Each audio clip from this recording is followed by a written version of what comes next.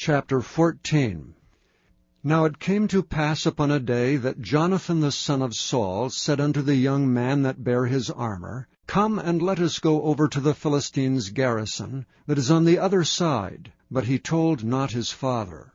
And Saul tarried in the uttermost part of Gibeah, under a pomegranate tree, which is in Migron. And the people that were with him were about 600 men.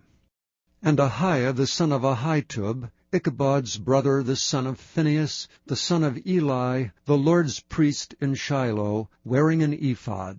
And the people knew not that Jonathan was gone.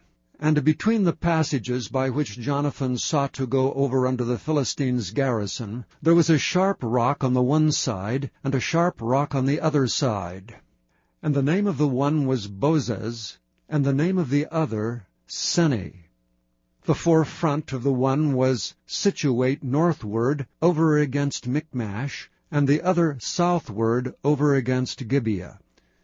And Jonathan said to the young man that bare his armor, Come, and let us go over unto the garrison of these uncircumcised. It may be that the Lord will work for us. For there is no restraint to the Lord to save by many or by few.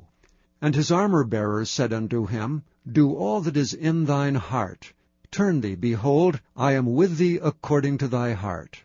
Then said Jonathan, Behold, we will pass over unto these men, and we will discover ourselves unto them. If they say unto us, Tarry until we come to you, then we will stand still in our place, and will not go up unto them. But if they say thus, Come up unto us, then we will go up, for the Lord hath delivered them into our hand, and this shall be a sign unto us.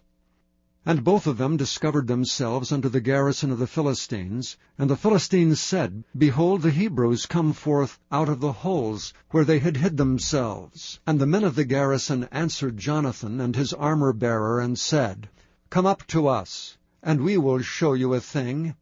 And Jonathan said unto his armor-bearer, Come up after me, for the Lord hath delivered them into the hand of Israel. And Jonathan climbed up upon his hands and upon his feet, and his armor-bearer after him. And they fell before Jonathan, and his armor-bearer slew after him.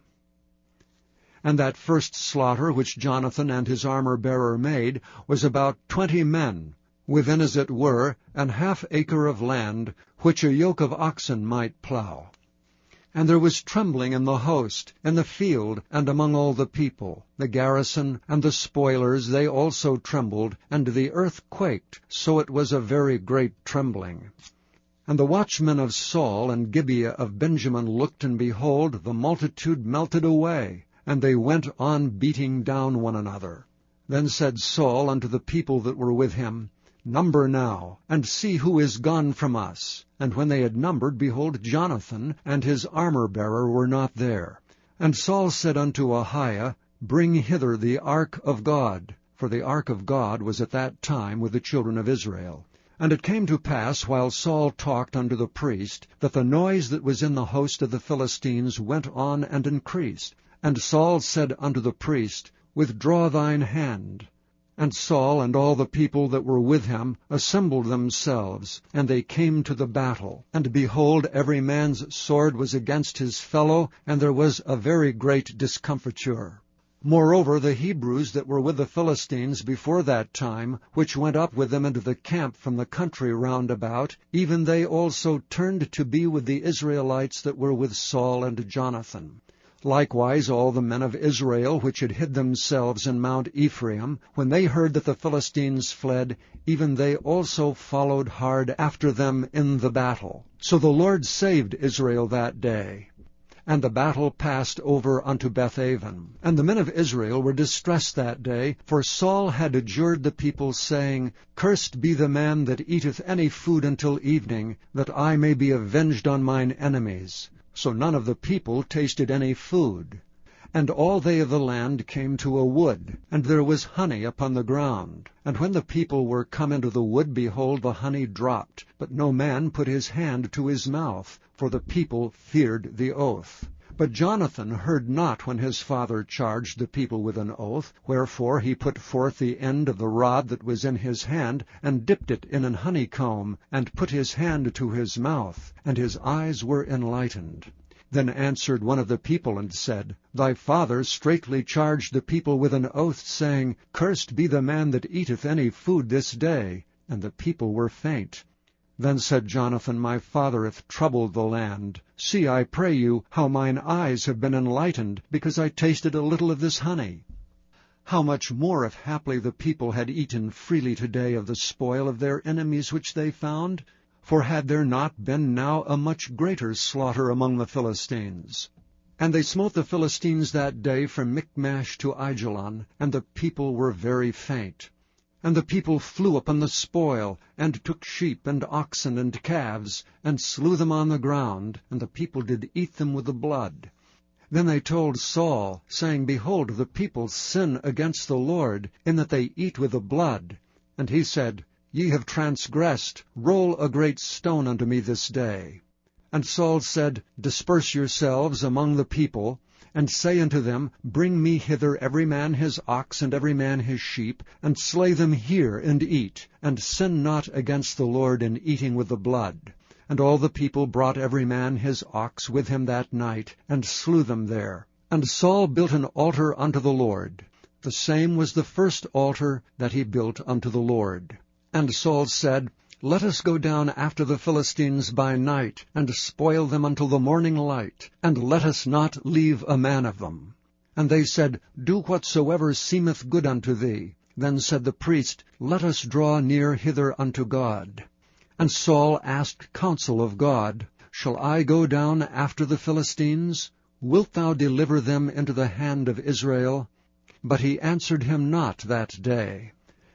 And Saul said, Draw ye near hither all the chief of the people, and know and see wherein this sin hath been this day. For as the Lord liveth, which saveth Israel, though it be in Jonathan my son, he shall surely die. But there was not a man among the people that answered him. Then said he unto all Israel, Be ye on one side, and I and Jonathan my son will be on the other side. And the people said unto Saul, Do what seemeth good unto thee. Therefore Saul said unto the Lord God of Israel, Give a perfect lot. And Saul and Jonathan were taken, but the people escaped. And Saul said, Cast lots between me and Jonathan my son.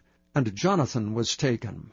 Then Saul said to Jonathan, Tell me what thou hast done. And Jonathan told him, and said, I did but taste a little honey with the end of the rod that was in mine hand, and lo, I must die.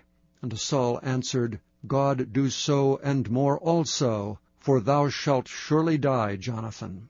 And the people said unto Saul, Shall Jonathan die, who hath wrought this great salvation in Israel? God forbid. As the Lord liveth, there shall not one hair of his head fall to the ground. For he hath wrought with God this day. So the people rescued Jonathan, that he died not. Then Saul went up from following the Philistines, and the Philistines went to their own place. So Saul took the kingdom over Israel, and fought against all his enemies on every side, against Moab, and against the children of Ammon, and against Edom, and against the kings of Zobah, and against the Philistines. And whithersoever he turned himself, he vexed them. And he gathered an host, and smote the Amalekites, and delivered Israel out of the hands of them that spoiled them. Now the sons of Saul were Jonathan, and Ishuai, and Melchishua. And the names of his 2 daughters were these, the name of the firstborn Merab, and the name of the younger Michal. And the name of Saul's wife was Ahinoam, the daughter of Ahimaaz. And the name of the captain of his host was Abner, the son of Ner, Saul's uncle. And Kish was the father of Saul, and Ner the father of Abner was the son of Abiel. And there was sore war against the Philistines all the days of Saul. And when Saul saw any strong man or any valiant man, he took him unto him.